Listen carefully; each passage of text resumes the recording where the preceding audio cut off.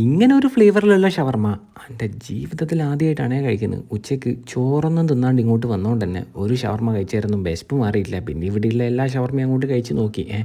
അപ്പോൾ ആദ്യം തന്നെ ഇവിടുന്ന് ഞാൻ ട്രൈ ചെയ്തത് ഈ പച്ച കളറിലുള്ള ഈക്കോ ഷവർമ്മയായിരുന്നു. അത് റുമാലി റൊട്ടിയിൽ ഒരു പ്ലേറ്റിൽ അങ്ങോട്ട് ഓർഡർ ചെയ്തു. അവരുടെ സ്പെഷ്യൽ ഗ്രീൻ മസാലയിലാക്കിയ ചിക്കനും ഫ്രഞ്ച് ഫ്രൈസും പിന്നെ കസും മാത്രമാണ് ഇതിൻ്റെ അകത്ത് വരുന്നത്. വേറെ അനാവശ്യമായിട്ടുള്ള വെജിറ്റബിൾസ് ഒന്നുമില്ല. ആ റുമാലി റൊട്ടിയും ചിക്കനും കസും ഫ്രഞ്ച് ഫ്രൈസും പിന്നെ അതിൻ്റെ അകത്ത് വരുന്ന സ്പെഷ്യൽ ഗ്രീൻ മയോണൈസും എല്ലാം കൂടെ ചേർത്തിട്ട് അങ്ങോട്ട് പിടിച്ചു. ഒരു രക്ഷയില്ല എന്നല്ലാണ്ട് വേറൊന്നും എനക്ക് പറയാനില്ല. അപ്പോൾ അതങ്ങനെ അങ്ങോട്ട് കഴിച്ചതിന് ശേഷവും ഞാൻ ഇവിടുന്ന് വീണ്ടും ഒരു 3 ഷവർമ്മ കൂടെ അങ്ങോട്ട് ഓർഡർ ചെയ്തിട്ടുണ്ട്.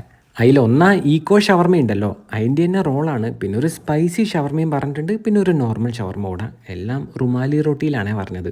ആകെ മൊത്തത്തിൽ ഒറ്റയിരിപ്പിന് ഇടുന്നകത്താക്കിയത് 5 ഐറ്റംസ് ആണ്. അതിൻ്റെ അകത്ത് എൻ്റെ ഫേവറേറ്റ് ആ ഈക്കോ ഷവർമ്മ തന്നെയായിരുന്നു കേട്ടോ.